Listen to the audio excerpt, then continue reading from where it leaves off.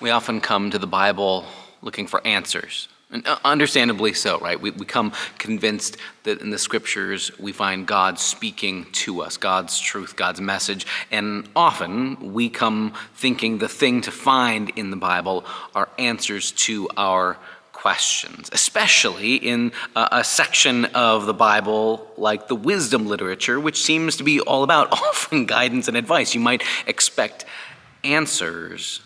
But as we turn in this next section of our Wisdom Charcuterie Board Bible Study series, as we take a look at the book of Job, I think maybe we need to reframe our expectations. Maybe sometimes what wisdom offers us isn't answers, but better questions, or permission to live and to ask the questions all the way down, to push at them relentlessly, even if the answers that we formulate at the end don't really feel like they're satisfying. Maybe sometimes what wisdom is the freedom to live in the questions.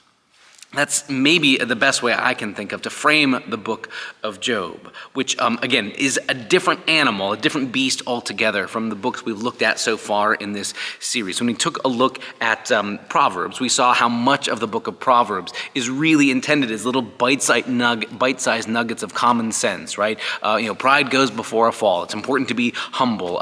You should correct people, or you should seek the fear of the Lord before everything else, and that will guide your path. There's all sorts of helpful little life lessons that feel very much like answers. And the book of Ecclesiastes, for all of its ordinary bittersweetness, also kind of was a book that was about answers. It was about the inadequacy of maybe easy, simple answers and pushing on to inquire at what happens when life doesn't make sense, or what happens when the things I thought were worth chasing after turn out not to be substantive or real. But even at that, Ecclesiastes still feels like it's about the quest for answers and ruling out what bad answers or shallow answers aren't acceptable. The book of Job hangs on a question. And sometimes you might phrase it as, why do bad things happen to good people? Or why does God allow evil? Or does God allow evil to happen? Or is everything that happens either a matter of God rewarding good behavior or punishing bad behavior? Those kind of questions. Where is God in a world where it looks like injustice sometimes gets the last word, and people suffer without having deserved it or earned it or brought it on? And for that matter, sometimes when people who've been crooks don't get any comeuppance at all.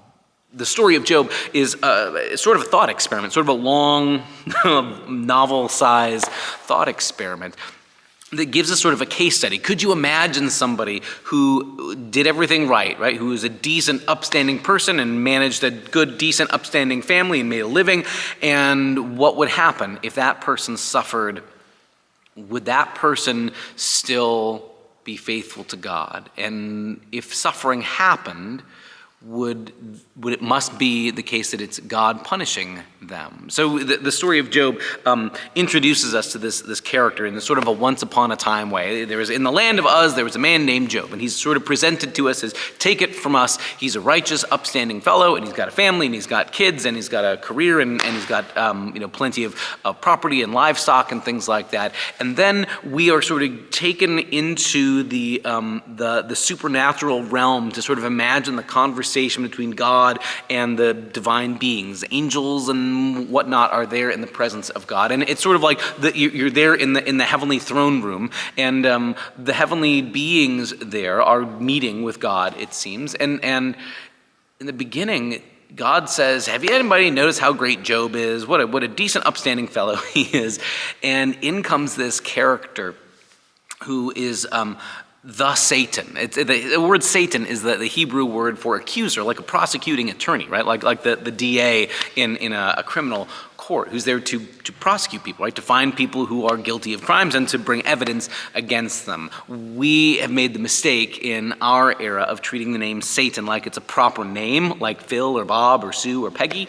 And in fact, it's a title. It's a word for accuser. And there are other places in the Old Testament, in the Hebrew Bible, where the word Satan is used for someone who is functioning like an accuser. So it's not a proper name. It's a title. Anyway, so here's this accuser figure who says that Job, he's only good to you. He only loves you, God, because you've given him good stuff. But if he would start to suffer a little bit, if he would have loss, he would curse you to your face, and he would reveal that he's a stinker and a sinner and rotten, right? And we see this interesting conversation where God allows Satan to take away his wealth and his property and his houses, and even eventually to take away his children, and they all die in a calamity, and even to take away Job's health. And Job is left utterly heartbroken, having lost everything. And his wife even advises him, look, you should just curse God and die. This is all terrible. There's no good will come of this. Just curse God and die. And he won't. And Job has 3 friends who come, and for a while, for like a week, they just sit there with him in the ashes, and nobody says a word.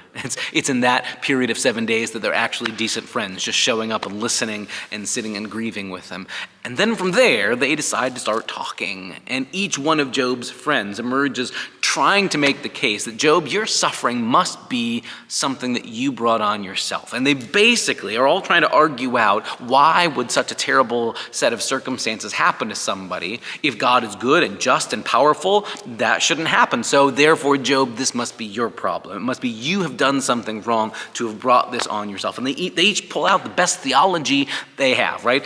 Some say things like, well, God is all powerful, and if God is all powerful and this bad thing happened, God could have stopped it, so God must not have chosen to stop it, so God brought this on you. Or we all know that God punishes evil and rewards good, so therefore, if you're suffering, this must be God zapping you for something you've done wrong. And at every point, Job keeps saying, no, that I haven't sinned, I haven't done something to deserve all this, and he cries out for vindication, right? There's got to be some moment where justice is done and where it's revealed that I haven't done something to deserve all this. The whole book, the central part of the book, is Job arguing back and forth with his friends, all wrestling with, what do we do with the world when it seems like there is suffering that is not deserved?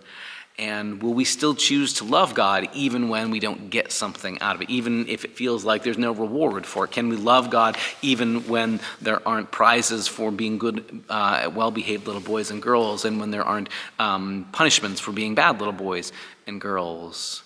Finally, at the end of the book, spoiler alert, God finally appears speaking out of the whirlwind.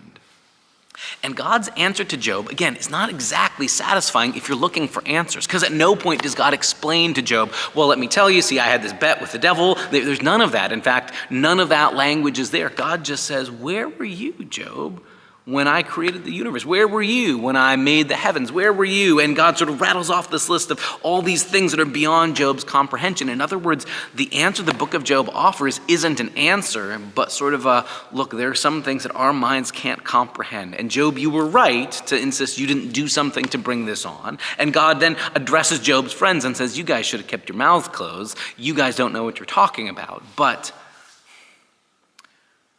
God doesn't give any easy answers. The book ends with, you might know this, with sort of a neat little tidy bow, right? Where Job gets new children and his fortunes are restored, and we're sort of left hanging. Is that supposed to make it all better? Or is that just papering over it, right? Is it supposed to be, oh, well, if I lost kids, new kids will make me feel better. I lost my well-being and my health, and now if I get better, everything's okay again? Or is this story meant to feel unresolved? To help us wrestle with those questions. What do I do when it feels like I've been suffering and there's no cure? What do I do if I believe that God is real, that God is there, that justice matters to God? And yet, sometimes terrible things happen to people, and not as punishments for something that they've done. Sometimes really good things happen to people who we think are stinkers, and we don't know what to do about that. The book of Job helps us to deal with the fact that we don't have good answers. And one of the challenges for us as Bible readers is to be okay with the fact that a book of the Bible seems to land at a place of, I don't have better answers to offer you. This is just tough. Life feels like that. Sometimes God is real. God cares about doing right. God is powerful. And yet we live in this tension of how do I make sense of a world where terrible things happen? The book of Job is okay and invites us to be okay with leaving that tension unresolved.